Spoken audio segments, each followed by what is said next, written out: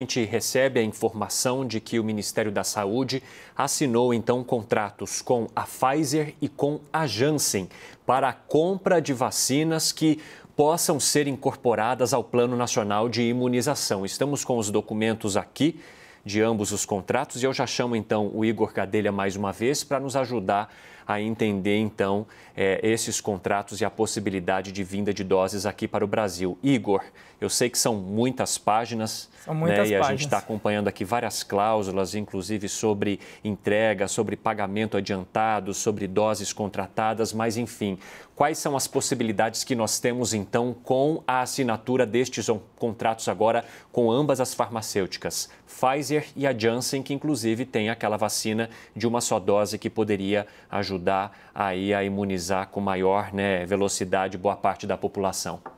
Olha, Evandro, primeiro é uma ótima notícia a assinatura dos contratos, porque ela vem aí a coroar toda a negociação que a gente vem negociando há várias semanas. O Ministério tinha dito aí que já tinha fechado o acordo, mas faltava o principal, que é a assinatura dos contratos, que só então, depois dessa assinatura, é que essas doses vão poder chegar ao Brasil. A gente lembra que a Pfizer já tem autorização para o uso definitivo de sua vacina aqui no Brasil.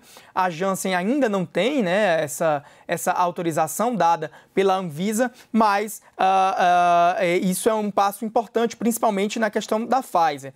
Eu estava lendo aqui o contrato da Pfizer, ele diz um ponto importante sobre a antecipação de pagamento. Ele diz aqui que o Brasil, o comprador, no caso o Brasil, desculpem por estar olhando para baixo, porque eu estou lendo aqui o contrato, ele vai ter que fazer um pagamento antecipado de cerca de 200 milhões de dólares aqui, no prazo de 10 dias a contar do recebimento aí da fatura pela parte da Pfizer, E aí todos esses valores devidos, de acordo com o contrato, eles terão que ser pagos em dólares americanos numa conta indicada pela Pfizer. A gente ainda está lendo aqui o contrato, Evandro, para tentar entender até o preço e tudo mais, e a gente vai voltando com informações ao longo da programação. Vi aqui a cláusula 2.3, rapidamente, Carla, e aqui está pedidos de compra, Então, o contrato baseado nessa cláusula 2.3, se vocês descerem no caso da Pfizer. Então, está aqui, cláusula A. Dentro do período de 5 dias da assinatura do contrato, o comprador submeterá à Pfizer pedido de compra legalmente vinculante e irrevogável para 100.001.070 doses contratadas do produto, o pedido de compra inicial. E aí, o comprador poderá solicitar doses adicionais durante o prazo do contrato também.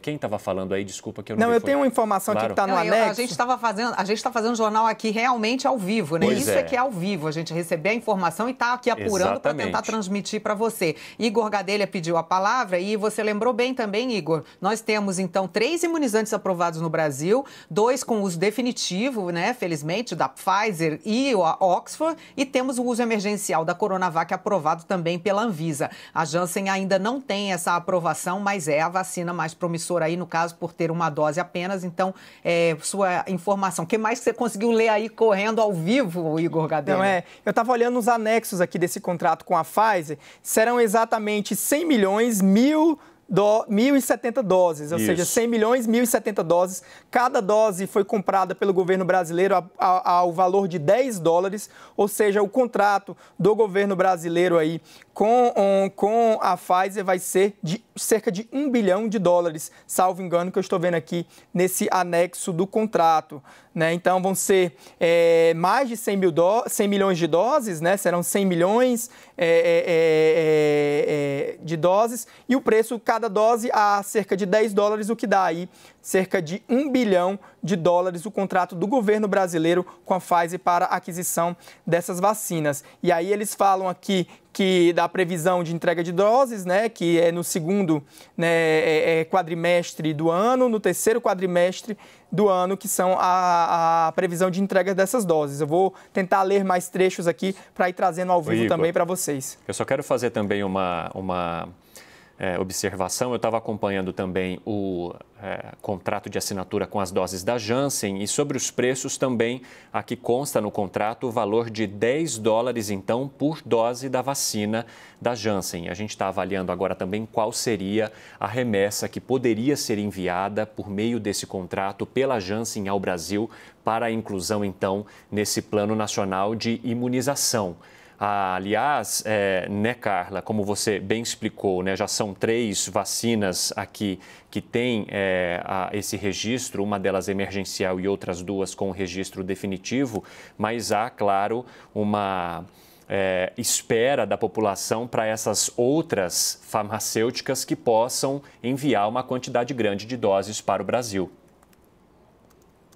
Exatamente. A gente tem aí na fila, né, aguardando a aprovação por parte da Anvisa, temos a da Sputnik V, né, que é representada aqui pela farmacêutica União Química, que teve já 2 vezes esse pedido, antes a entrada na Anvisa negada, primeiro para fazer testes de fase 3 e depois para o uso emergencial da vacina, por falta de documentação. Esse processo ainda está aí num limbo, quer dizer, falta realmente ainda uma série de documentos que são requisitados, que são exigidos pela Anvisa para essa aprovação, mas a Sputnik V também, o Ministério da Saúde já anunciou que está em tratativas, está em negociação para compra. Temos a Covaxin também, que está aguardando aí a aprovação, e aguardamos também, porque nós fazemos parte daquele consórcio internacional da OMS, exatamente, que vai fornecer vacinas para países de menor poder aquisitivo, países como países africanos, que até hoje, aliás, estão muito atrás de todos os outros países que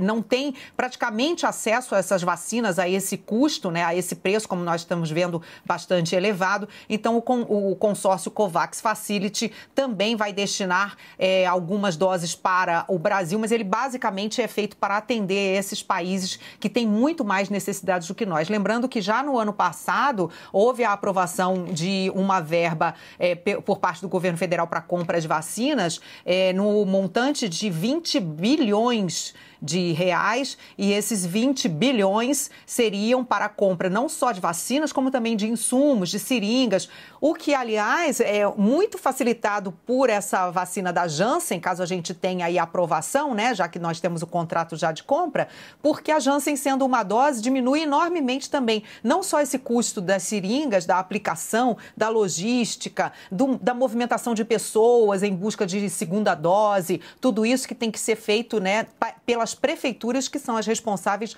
por esse momento final da cadeia aí de aplicar realmente as vacinas. Então, o governo federal compra, distribui para os estados recebem, distribuem para suas prefeituras, e as prefeituras é que são as responsáveis por organizar locais de vacinação, pessoal, seringas, né, deixar tudo muito bem planejado, arrumado, inclusive porque nós temos que saber qual é a primeira dose que aquela pessoa tomou para poder dar a segunda dose da mesma vacina. Mas, de qualquer maneira, é uma boa notícia a gente ter aí mais ovos nessa cesta, que é o que todos os especialistas dizem, né? Não colocar todos os ovos na mesma cesta. Agora nós temos aí mais algumas cestinhas de ovos, trazendo outras marcas de vacina para a nossa população.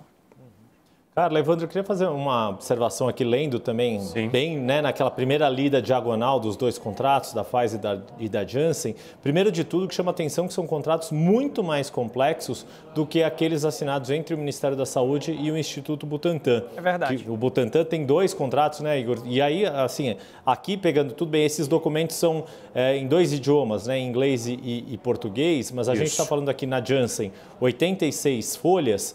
No caso do Butantan, se eu não me engano, se não me falha a memória, não chegava a 10 páginas o contrato total. Era ou 20 no máximo. Estou puxando de memória aqui, mas era bem menos complexo do que as cláusulas que estão todas colocadas e do que os anexos que essas farmacêuticas exigiram. Inclusive, o anexo B do contrato da Janssen, por exemplo, é aquele que normatiza, regula como que seria uma das questões que tanto o governo federal apontava como um entrave, que é a responsabilização em caso de algum efeito colateral provocado pela vacinação. E aqui fica muito claro que a pessoa, né, uma eventual pessoa que sinta que teve algum tipo de efeito colateral por tomar a vacina, ela só precisa demonstrar a ligação causal entre a vacina e os danos pertinentes. Não precisa provar nenhum tipo de negligência, nenhum tipo de falta ou defeito ali do produto.